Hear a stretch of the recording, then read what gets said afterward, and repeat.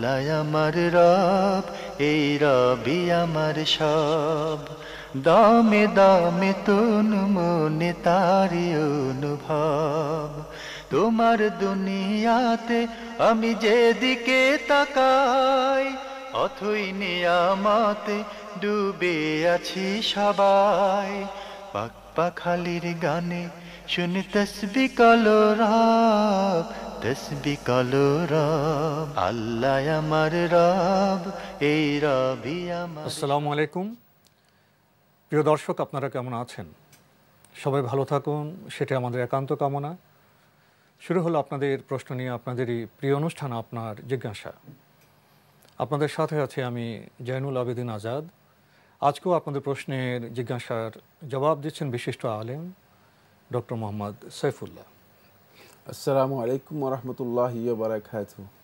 প্রিয় দর্শক, চলুন তাহলে জিজ্ঞাসার জগতে। শুরুতে একটি ইমেল, এটি পাঠিয়েছেন মুস্তফা কামাল কাতার থেকে। আপনি লিখেছেন, এরকম একটি অনুষ্ঠান উপহার পেয়ে আমরা আনন্দিত। এই অনুষ্ঠান আমরা নিয়মিত দেখি। আমি পরামর্শ চেয়ে লিখলাম, আমি সকল ফরজ, সুন্নাত, নফল নামাজে রুকুর তাসবিহ 3 থেকে 5 বার পড়ার পর একবার তাওবা পড়ি, আস্তাগফিরুল্লাহ এটা আর কি, এবং সিজদা তাসবিহ 3 থেকে 5 বার পড়ার পরে রাব্বির হামহুমা কামা রাব্বায়ানি সাগীরা পড়ে মা বাবার জন্য দোয়া করি। একই সাথে দোয়া করি, হে আল্লাহ, সকল মুসলমানদের গুনাহ তুমি মাফ করে দাও, কিয়ামত পর্যন্ত সকল মুসলমানের কবর আযাব মাফ করে দাও। আল্লাহ, আমার গুনাহ তুমি মাফ করে দাও, সকল মুসলমানদের তুমি জান্নাত দান করো। এখন আমার জানার বিষয় হলো, এতে করে নামাজ কি গ্রহণযোগ্য হবে অথবা কোনো বেদাতের আশঙ্কা কি আছে? ধন্যবাদ এই ভাইকে, খুব গুরুত্বপূর্ণ একটি প্রশ্ন করেছেন। এবং সালাতের মধ্যে আসলে নিজে কোনো কিছু আবিষ্কার করার দরকার নেই, যা আছে যথেষ্ট এবং অতিরিক্ত। সুতরাং মানে এখানে সালাতের মধ্যে আপনি নিয়মিত কিছু বিষয় আবিষ্কার করে নিয়েছেন। যদি আপনি মাঝে মধ্যে সেটাকে মানে আমল হিসেবে নিতেন, তাহলে কিন্তু আমলটা মানে বেদাত হওয়ার সম্ভাবনা ছিল না। কিন্তু যেহেতু নিয়মিত করে নিয়েছেন, যেটাকে আপনি ইলতিজাম, বাধ্যতামূলক করে নিয়েছেন, যে আপনি যখন রুকু করবেন তখন ইস্তেগফার পড়বেন, আর যখন সিজদাতে যাবেন এই কথা বলবেন। সিজদা দোয়া করতে পারেন আপনি, এবং সেই দোয়া আপনি নিয়মিত না করে আপনি যে কোনো ধরনের দোয়া করতে, যখন যেটা প্রয়োজন, যখন যেটা প্রয়োজন মনে করেন, যখন যেটা আপনি মনে করেন যখন এই দোয়াটা করা দরকার, সেই দোয়াটি আপনি করতে পারেন সিজদার মধ্যে। এটি না জায়েজ নয়। কিন্তু এটাকে আপনি যে পদ্ধতিগত মানে নিজে একটা আবিষ্কার করেছেন, একটু ভাব মানে ভাবটা এমন দেখাচ্ছে যে রুকুতেও দোয়া করছেন, সালাতকে একটু সংশোধন করে নিয়েছে এবং সালাতকে একটু মানে আত্মিক ও মানে আধ্যাত্মিক রূপ দিয়েছি। ব্যাপারটা এমন যদি হয়ে থাকে, কোনো সন্দেহ নেই এই কাজটি শিরক হয়ে যাবে অথবা এই কাজটি বেদাত হয়ে যাবে। কারণ এটি এই কাজ করার অধিকার আপনার নেই, এই কাজের আপনার মানে অধিকার ইসলাম দেয়নি। বাকি দুইটি কথা রয়েছে এখানে। এক নম্বর কথা হচ্ছে, রুকু এর মধ্যে আস্তাগফিরুল্লাহ না, রুকু এর মধ্যে আপনি আম্মার রুকু ফাআযযিমু ফীহি রব, রুকুর মধ্যে আল্লাহ রাব্বুল আলামিনের মর্যাদার বিষয়গুলো উল্লেখ করতে হবে বেশি বেশি। সেখানে আস্তাগফিরুল্লাহ নয়, বরং আপনি আল্লাহ রাব্বুল আলামিনের রব্বিয়াল আযীম, মানে আল্লাহ সুবহানাহু ওয়া তাআলা যে সমস্ত আজমতের কথাগুলো আছে, মর্যাদা এবং বরত্বের কথাগুলো আছে, সেগুলো মানে আপনি করতে পারেন। বাকি সিজদার মধ্যে আপনি যেগুলো পড়েন সবগুলো বৈধ। সিজদার মধ্যে আপনি যদি অতিরিক্ত দোয়াও করেন করতে পারেন, কিন্তু রুকুতে এটা করার সুযোগ নেই। না, রুকুতে এটা করবেন না। সিজদার মধ্যে আপনি এই দোয়াগুলো, সেটাকে আপনি কন্টিনিউ করার কোনো দরকার নেই, সেটাকে নিয়মিত একটা মানে ফরম্যাটে তৈরি করার দরকার নেই। যেহেতু রাসূলুল্লাহ সাল্লাল্লাহু আলাইহি ওয়াসাল্লাম হাদিসের মধ্যে আমাদেরকে বলেছেন, আম্মাস সুজুদু ফাজতাহিদু ফিদ দুআ, সিজদার মধ্যে তোমরা অধিক পরিমাণে দোয়া করো। তাই এখানে দোয়া করার জায়েজ আছে, দোয়া করতে পারেন স্বাভাবিকভাবে যখন যেটা প্রয়োজন হয়। সেখানে সুনির্দিষ্ট দোয়া নির্ধারিত করে নেওয়া এটি জায়েজ নেই। বাকি বিষয়গুলো আপনার ঠিক আছে। আল্লাহ সুবহানাহু ওয়া তাআলা আমাদের সবাইকে সুন্দরভাবে রাসূল সাল্লাল্লাহু আলাইহি ওয়াসাল্লামের তরিকা অনুযায়ী সালাত আদায় করতে তৌফিক। প্রিয় দর্শক, এবার আমাদের হাতে আরও একটি ইমেল, এটি পাঠিয়েছেন মুক্তার হোসেন। লিখেছেন, প্রচলিত ইলিয়াসি তাবলিগি জামাত কি ঠিক? এবার একটি জামাত সম্পর্কে বলেছে যে এই জামাতটা ঠিক কিনা। মানে এ কথা একেবারে মানে চূড়ান্তভাবে বলা যায় না যে সুনির্দিষ্টভাবে কোনো জামাতের সমস্ত কাজ অবৈধ, সমস্ত কাজ ঠিক নয়, আবার কোন একটি সুনির্দিষ্ট জামাতের মানে সমস্ত কাজ ভালো, সমস্ত কাজ ঠিক আছে, তাহলে কি যে কোনো কাজ আমরা কোরআন এবং সুন্নাহর মানদণ্ডে মূল্যায়ন করব? মানে এই কথা কখনো মানে এভাবে বলা যায় না। তার কারণ হচ্ছে কি, যখন একটা জামাত বা দল তৈরি হয়ে থাকে, তাদের সুনির্দিষ্ট কিছু কর্মসূচি থাকে, এর মধ্যে আবার মানুষের যখন এক সমাবেশ হয়, তাহলে মানুষও এই কর্মসূচিকে অন্যদিকে নিয়ে যায়, মানে বিভিন্ন দিকে মানুষ সেটাকে নিয়ে যেতে পারে। সব মানুষ কিন্তু একই পর্যায়ের নয়, সব মানুষ একই জ্ঞানের নয়, সব মানুষ একই রুচির নয়। ফলে সেখানে কোনো কারণে, কোনো না কোনো কারণে সেখানে কি হতে পারে, মানে ভিন্নতা আসতে পারে, সংমিশ্রণ হয়ে যেতে পারে, সংমিশ্রণ হতে পারে। ফলে দেখা গিয়েছে যে মানে এই জামাতগুলোর উপরে সরাসরি হুকুম দেয়া মানে এটা খুব কঠিন কাজ, সেটা শুদ্ধ কাজ নয়। বরং আমরা যেটা দেখব সেটা হচ্ছে এই যাই যে জামাতের কথা বলেন না কেন, মানে তাদের যে কাজগুলো আছে, কাজগুলো এটা যে কোনো জামাত হোক, যে কোনো জামাত হোক, রাসূল সাল্লাল্লাহু আলাইহি ওয়াসাল্লামের সুন্নাহর মানদণ্ডে এগুলোকে আমরা ওজন করব, দেখব। সুন্নাহর মানদণ্ডে যেগুলো উত্তীর্ণ হবে সেগুলো গ্রহণযোগ্য, সেগুলোর ক্ষেত্রে আমাদের কোনো বক্তব্য থাকবে না। আর যেগুলো সুন্নাহর মানদণ্ডে গ্রহণযোগ্য নয় বা যেগুলো বিভ্রান্তি, পথভ্রষ্টতা, সেগুলো আমরা পরিহার করব, বর্জন করব এবং সংশোধন করে নিতে হবে। এখানে একটি গুরুত্বপূর্ণ কথা বলবো, সেই তথ্যটা হচ্ছে এটি খুব ইম্পর্টেন্ট। যখন বিভ্রান্তি এবং কিছু কথা হেদায়েতের একসাথ হয়ে থাকে, তাহলে বুঝতে হবে যে তাদের মূলত প্রকৃত বিষয়ের মধ্যে বিভ্রান্তি আছে। কারণ বিভ্রান্তি যেখানে এসে যাবে, যেমন শিরক এবং তাওহীদ একসাথে চলতে পারে না, আলো এবং অন্ধকার একসাথে চলতে পারে না। এটা কিন্তু খুব সূক্ষ্ম কথা বলছি। যেখানে বিভ্রান্তি আছে, আপনি পেয়ে গেছেন, আপনার কাছে মনে হচ্ছে কিছু বিভ্রান্তি, অনেক বিভ্রান্তি, কিছু কিছু ভালো কথা ঠিক বলে, তাহলে আপনি মনে করতে যে এটা বিভ্রান্তির পথ ছাড়া হতে পারে না। কারণ বিভ্রান্তি এবং হেদায়েত দুটি একই পাল্লায়, একই সাথে সমান্তরাল গতিতে চলতে পারে না, এটি ভুল আছে এখানে। ভাই, আপনি আরও কিছু প্রশ্ন করেছেন, এখানে আপনাদের অবগতির জন্য আমরা জানাতে পারি, আমরা আমাদের অবস্থান থেকে কোন ব্যক্তি ঠিক, কোন দল ঠিক, সেই দায়িত্ব পালন করতে আমরা আসিনি। আপনার কোনো বিষয়ে যদি সুনির্দিষ্ট কোনো প্রশ্ন করেন, সেটা আমরা ইসলামের দলিল অর্থাৎ কোরআন সুন্নাহর আলোকে সঠিক অথবা সঠিক নয়, সে চেষ্টা আমরা করতে পারি। তো আমরা আহ্বান জানাবো, অনুরোধ জানাবো, আপনারা সুনির্দিষ্ট প্রশ্ন করতে পারেন এবং ইসলামের আলোকে সেই জবাব আমরা করতে পারি। যেমন আপনি এখানে লিখেছেন, ডক্টর জাকির নায়েক কি সঠিক পথে? কোন দল সঠিক? ইসলাম সম্পর্কে কিভাবে সঠিক জ্ঞান অর্জন করতে পারবো? শেষের প্রশ্নটি আপনার সুন্দর। ইসলাম সম্পর্কে সঠিক জ্ঞান অর্জন করার পদ্ধতি একটাই, সেটি হচ্ছে কোরআন এবং সুন্নাহকে অনুসরণ করা। কোরআন থেকে সম্ভব হলে সরাসরি জ্ঞান অর্জন করা, রাসূলুল্লাহ সাল্লাল্লাহু আলাইহি ওয়াসাল্লাম হাদিস থেকে সম্ভব হলে সরাসরি জ্ঞান অর্জন করা। এখানে হয়তো প্রশ্ন আসতে পারে যে সরাসরি জ্ঞান কাকে বলা হয়ে থাকে? সরাসরি জ্ঞান হচ্ছে যে আপনি কোরআন পড়লে বুঝেন, আপনি হাদিস পড়লে বুঝেন, এটার নাম হচ্ছে সরাসরি জ্ঞান।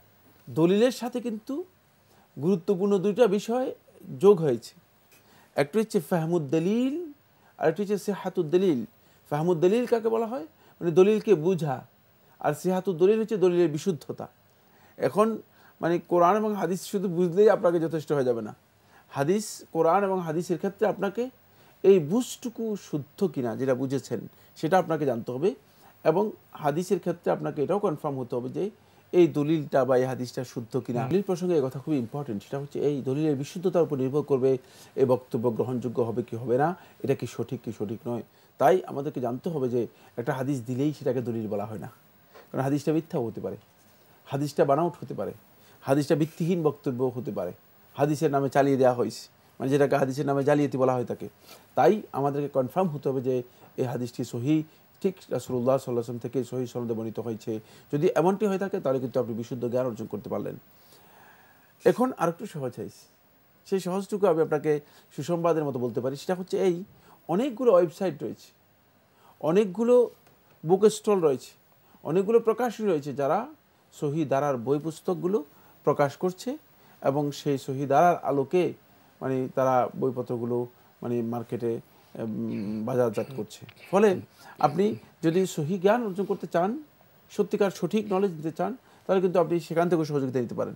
যে ওয়েবসাইটগুলো সহি জ্ঞান দিচ্ছে, যেগুলো সরাসরি সহি জ্ঞান নিয়ে আলোচনা করছে, যেমন আপনি মনে করেন islamhouse.com আপনি যেতে পারেন, সেখানে কোরআন এবং হাদিসের সহি যে ধারা রয়েছে সে ধারার আলোকে অনেকগুলো ফাইল, অনেকগুলো বুকস রয়েছে। আপনি যেমন কোরআনআলো.com আপনি যেতে পারেন, সেখানে আপনি মানে দেখতে পাবেন সেখানে অনেকগুলো ওয়েবসাইটে মানে সেই কথাগুলো রয়েছে। আসেন আপনি যেমন বাংলাহাদিস.com যেটা রয়েছে, সেখানে আপনি হাদিসগুলো পাচ্ছেন। রাসূল সাল্লাল্লাহু আলাইহি ওয়াসাল্লাম হাদিসগুলোকে অনুবাদ আপনি খুব সহজেই ডিজিটাল পদ্ধতিতে আপনি পেয়ে যাচ্ছেন। তাহলে উপকৃত হওয়ার এখন আসলে সোর্সগুলো কিন্তু আরও অনেক বৃদ্ধি পেয়েছে। তবে সে কাজে আমাদেরকে নিজেদেরকে ব্যস্ত করতে হবে। মানে অন্যের মাধ্যমে সব কিছু জেনে নিলাম, নিজে ঘরে বসে থাকলাম, আমরা বোধহয় নিজেরা কিছুটা সময় ব্যয় করলে, কষ্ট করলে, চর্চা করলে বিষয়গুলো আমাদের কাছে খুব সহজ হয়ে যায়। দর্শক, এবার আমাদের হাতে একটি ইমেল, এটি পাঠিয়েছেন কাজী এম করিম, বনানী, ঢাকা। আপনার আগের ইমেল আর প্রশ্ন রয়ে গিয়েছিল। আপনি লিখেছেন, how to manage with very close relatives like brothers, sisters, who is non believer, even after lots of effort they could not be changed. Can he do joint business with them, or could he mix with them normally? সুন্দর কথা বলেছেন যে আপনি আসলে এই ধরনের close যারা আছে একেবারেই মানে যারা রিলেটিভ, আত্মার ভাই বোন, খুবই অবিশ্বাসী হয়ে গেছে, হ্যাঁ, তারা যদি এই ধরনের কোনো কারণে হয়ে যায়, তাদের সাথে আপনি সৌজন্যতা বজায় রাখতে হবে। কিন্তু তাদের সাথে ব্যবসা বাণিজ্য করতে পারেন না, জায়েজ নয়। কাফেরদের সাথে ব্যবসা বাণিজ্য জায়েজ হলে তাহলে নিজের ভাইদের সাথেও জায়েজ হয়েছে, যদিও তারা আনবিলিভার, এটা জায়েজ রয়েছে। বাকি যদি আপনি মনে করেন যে না করবেন না, সেটা আপনার ব্যক্তিগত বিষয় হতে পারে, কিন্তু ইসলামের বিধান হচ্ছে এটা জায়েজ, না করে না, না করে না। ঠিক তেমনিভাবে তাদের সাথে মিক্সিং, তাদের সাথে উঠা বসা করা, স্বাভাবিকভাবে সেটা আপনি করতে পারেন, কোনো অসুবিধা নেই। তবে এ ধরনের অবস্থায় সবচেয়ে বড় কাজ হচ্ছে যেটি, সেটি হলো তাদেরকে সত্যিকার ইসলামের যেই মানে বক্তব্যগুলো আছে সেগুলো তাদেরকে তুলে ধরার জন্য চেষ্টা করা। যখনই তাদের সাথে আপনি একত্রিত হবেন, যখনই কোনো কারণে কোনো অকেশনে তাদের সাথে আপনি মানে মিশ্রিত হবেন, উপস্থিত হবেন, একত্রিত হবেন, তখন আপনার দায়িত্ব হবে সেটি হচ্ছে আপনি চেষ্টা করবেন তাদেরকে অন্তপক্ষে কিছু কথা শুনিয়ে দেওয়া এবং তাদেরকে প্রয়োজনে কিছু বইপত্র দেওয়া। অথবা তাদের লিখেছেন যে অনেক চেষ্টা করেছেন, পরিবর্তন হয়নি, এরপরে বোধহয় হতাশ হওয়ার দরকার নেই, শুধু চেষ্টা করেই যাবেন, দোয়া করেই যাবেন। বাকি আল্লাহ সুবহানাহু ওয়া তাআলা যদি তার জন্য হিদায়াত আল্লাহ রাব্বুল আলামিন পছন্দ করেন, তাহলে অবশ্যই তিনি হিদায়াত লাভ করবেন, কোনো সন্দেহ নেই। আর যদি আল্লাহ রাব্বুল আলামিন হিদায়াত যার জন্য চান না, ওয়া ইউদ্দিলহু ফালা হাদিয়া লাহ, আর যাকে আল্লাহ রাব্বুল আলামিন বিভ্রান্ত করবেন, ফালা হাদিয়া লাহ, এই গোটা বিশ্বের মধ্যে আর তার জন্য কোনো হিদায়াত দানকারী নেই।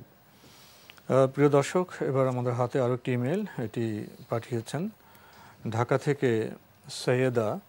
লিখেছেন, আমার প্রশ্ন হলো, ইসলামে হিজরাদের ব্যাপারে কি বলা আছে, এই ব্যাপারে ব্যাখ্যা দেবেন কি?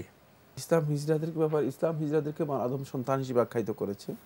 প্রথম কথা, হিজরাদের অধিকার নিশ্চিত করেছে। তারপরে হিজরাদেরকে মানুষদের মধ্যেই, মানব সমাজের মধ্যে জীবনযাপন করতে হবে, যেভাবে জীবনযাপন করতে বলা হয়েছে ঠিক সেভাবে তারা জীবনযাপন করতে পারবে। তাদের কোনো বিষয়ে ইসলাম তাদেরকে ইগনোর করেনি, উপেক্ষা করেনি। সেখানে রাসূলুল্লাহ সাল্লাল্লাহু আলাইহি ওয়াসাল্লামের নির্দেশনা রয়েছে, অনেক দীর্ঘ আলোচনা রয়েছে। এবং মোদ্দা কথা সেটি হচ্ছে এই, হিজরাদের মধ্যে স্বভাবজাত বা প্রাকৃতিক কারণে অথবা যেটা হরমোনের কারণে হয়ে থাকে, মেডিকেল সায়েন্স যেটি বলেছে, যেই হোক না কেন, সেটা যেহেতু আল্লাহর সৃষ্টি, এই সৃষ্টির মধ্যে দুটি মানে ধরন হতে পারে। যার এই সৃষ্টিগত অবস্থানটি নারীদের প্রতি সবচেয়ে বেশি কাছাকাছি হয়ে থাকে, তাহলে সে নারীদের যেভাবে জীবনযাপন করে সেভাবে জীবনযাপন করবে। আর যার এই অবস্থানটি একেবারেই মানে পুরুষদের কাছাকাছি এবং মনে হয় যেন সে পুরুষ, মানে কিন্তু কথাবার্তা, আচার আচরণ সবই পুরুষের মতো, কিন্তু তার মানে শুধুমাত্র মানে দেহের গঠনের মধ্যে সমস্যা তৈরি হয়েছে, সেক্ষেত্রে সে পুরুষদের বিধান গ্রহণ করবে, বাহ্যিকভাবে পুরুষদের বিধান গ্রহণ করবে। কিন্তু তার অভ্যন্তরীণ যে বিষয়টি, সেটি নির্ভর করছে তার অবস্থার উপর। সেখানে মেডিকেল সায়েন্সের পরীক্ষার মাধ্যমে তাকে কোন মানে গ্রুপের মধ্যে তাকে সিদ্ধান্ত দেওয়া হবে সেটি নির্ভর করবে। এবং তার জন্য মূলত ইসলামে মিরাস নির্দিষ্ট রয়েছে, সকল প্রকার অধিকার তার জন্য নিশ্চিত ইসলামের মধ্যে রয়েছে। রাসূলুল্লাহ সাল্লাল্লাহু আলাইহি ওয়াসাল্লামের সময়ও তারা ছিল এবং ইসলামের প্রথম যুগ থেকে আজকের যুগ পর্যন্ত তারা আছে, তাদের অধিকার ইসলামে নিশ্চিত রয়েছে। কিন্তু সমস্যা হচ্ছে এই, আমরা এটা একটা মনে হয় যেন মানব গোষ্ঠীর বাইরে আরেকটা গোষ্ঠী বের করে নিয়েছি, অথবা মানব গোষ্ঠী থেকে আরেকটা গোষ্ঠীকে আমরা চিহ্নিত করার চেষ্টা করছি, তারাও মানুষ। কিন্তু এই কাজটি একেবারেই গলদ। ফলে তাদেরকে আমরা ভিন্নভাবে এখন বিবেচনা করছি। মানে এখানে ভিন্ন বিবেচনা করার সুযোগ নেই। কারণ কোন একজন ব্যক্তি যদি একটা হাত না থাকে, আপনি কি তাকে মানুষ বলবেন না? এবং হিজরাতে যারা পরিচালনা করছেন তাদের সমাজে অনেকেই হিজরাদের বর্তমান সময়ে ভুলভাবে ব্যবহার করছে, সেটা আরেকটা তাদের ব্যক্তিগত স্বার্থে ব্যবহার করছে। যেমন একজন লোকের যদি দুটো চোখ নেই, সে কি মানুষ না? অবশ্যই মানুষ। তো কোনো কারণে আল্লাহ রাব্বুল আলামিন যদি কাউকে কোনো একটা অঙ্গ প্রত্যঙ্গ তার কম থাকে অথবা কোনো কারণে ঘাটতি থাকে, সেই ক্ষেত্রে তিনি মানুষ এবং তার মানবীয় দিক থেকে তাকে যেভাবে মানে বিধান দেওয়া হবে সেই বিধান তিনি গ্রহণ করবেন, তিনি মানবিক আচরণই পাবেন। আপনি আরো লিখেছেন, মাযহাবের ব্যাপারে যে কোনো পার্টিকুলার মাযহাব ফলো করা কি জরুরি? না, পার্টিকুলার কোনো মাযহাব ফলো মানে মাযহাবের অনুসরণ করা জরুরি, ফরজ, ওয়াজিব, সুন্নত, নফল, মুস্তাহাব এই ধরনের কোনো বিধান এর মধ্যে বর্তাবে না। যদি কেউ বলে থাকেন ভুল বলেছেন এবং তিনি প্রবৃত্তির অনুসরণ করেছেন। কারণ এই ধরনের বক্তব্যের কোনো সুযোগ নেই। কারণ আপনি যদি একটু ভালো করে চিন্তা করেন, সেটা স্পষ্ট হবে যে মাযহাবটা আসলে কখন। রাসূলুল্লাহ সাল্লাল্লাহু আলাইহি ওয়াসাল্লামের বহু বছর পর, 400-450 বছর পর এই মাযহাবের মানে এই মাযহাব যেটা আজকে মানে মাযহাবের এই রূপ ধারণ করেছিল বা এই রূপ, তাও তখনও কিন্তু এটা এক্সট্রিম পর্যায়ে ছিল না, মানে তখনও এটা এই পর্যায়ে ছিল না যে পর্যায়ে বর্তমানে আছে। তো এই যে 400-600 বছর পরের বিষয়টি, এটা ইসলামের মধ্যে শরীয়তের বিধান কোত্থেকে নিবে? রাসূল সাল্লাল্লাহু আলাইহি ওয়াসাল্লাম শরীয়তের বিধান তো নবী সাল্লাল্লাহু আলাইহি ওয়াসাল্লামের ভাষণের সময় তো পরিপূর্ণ হয়ে গেছে, ইসলাম পরিপূর্ণ হয়ে গেছে, শেষ হয়ে গেছে। সুতরাং শেষ হয়নি, পরিপূর্ণ হয়ে গেছে। মানে শেষ বলতে বোঝাচ্ছি বিধান শেষ হয়ে গেছে, বিধান তো নির্দিষ্ট করে দিয়েছেন রাসূল সাল্লাল্লাহু আলাইহি ওয়াসাল্লাম। কিন্তু মানে এখানে আর নতুন কোনো ব্যক্তি এসে নতুন কোনো বিধান প্রণয়ন করার কোনো সুযোগ এখানে নেই। তাই কিন্তু মাযহাবের ইমামরা তো নতুন বিধানের কথা বলেন না, তারাও তো ইসলামকে মানার কথাই বলেছেন, ভক্তদের এই সমস্যা হচ্ছে। তো এই জন্য মানে এই মাযহাবটাকে মূলত এভাবে মানে বলার সুযোগ নেই, যেটা ফরজ, ওয়াজিব, সুন্নত, নফল।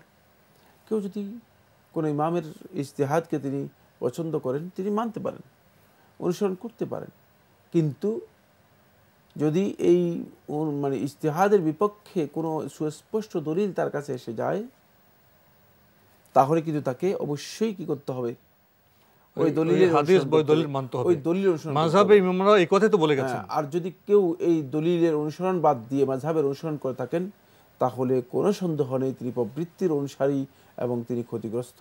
প্রবৃত্তির অনুসারীদের নাজাত নেই, প্রবৃত্তির অনুসারীরা সবচেয়ে বেশি ক্ষতিগ্রস্ত হবে। এবং মাযহাবের সম্মানিত ইমামরা প্রবৃত্তি অনুসরণ করতে বলেননি। জি, এখন আমরা অনেকে তাদের ভক্ত হতে গিয়ে অনেক সময় ভুল করে বসি। এই ব্যাপারে আমাদের আরও সতর্ক হওয়া দরকার। তো আজকে এখানে আমাদের শেষ করতে হচ্ছে। আপনাকে অনেক ধন্যবাদ। আপনাকে অশেষ ধন্যবাদ। প্রিয় দর্শক, মাযহাব নিয়ে অনেক প্রশ্ন হয়, আলোচনা হয়। বিষয়টি তো খুবই সহজ যদি আমরা জানতে চাই। দিন হলো পবিত্র আল্লাহর যে বাণী, পবিত্র কোরআন এবং রাসূল সাল্লাল্লাহু আলাইহি ওয়াসাল্লামের যে হাদিস বা তার যে জীবনচরিত, এ দুটোর সম্মিলনের দিন। এর বাইরে আমাদের ইমামরা গবেষণা করেছেন, বর্তমান সময়ে অনেক গবেষণা হচ্ছে। এইসব গবেষণা কিন্তু সেই দিনকে মানুষকে বোধগম্য করার কাজেই। মাযহাব কোনো নতুন দিন নয়। আসুন এই বিষয়টি আমরা ভালো করে উপলব্ধির চেষ্টা করি। চিঠি লিখুন, প্রশ্ন পাঠান আমাদের ঠিকানায়। পরিচালক আপনার জিজ্ঞাসা, এনটিভি, বিএসসি ভবন, 7ম তলা, 102 কাজী নজরুল ইসলাম এভিনিউ, কারওয়ান বাজার, ঢাকা 1215। আপনারা ইমেলও করতে পারেন। আমাদের ইমেল অ্যাড্রেস আপনার জিজ্ঞাসা @ntvbd.com। প্রিয় দর্শক, আপনারা আমাদের অনুষ্ঠানটি এনটিভি অনলাইনেও দেখতে পারবেন। ভিজিট করুন www.ntvbd.com। প্রিয় দর্শক, আপনারা সবাই নিরাপদে থাকুন শান্তিতে। আসসালামু আলাইকুম। আমার রব, এই রবি আমার সব, দামে দামে তন মনে তারি অনুভব। তোমার দুনিয়াতে আমি যেদিকে তাকাই, অথই নিয়ামতে ডুবে আছি সবাই। পাক পাখালির গানে শুনি তসবিহ কলরা।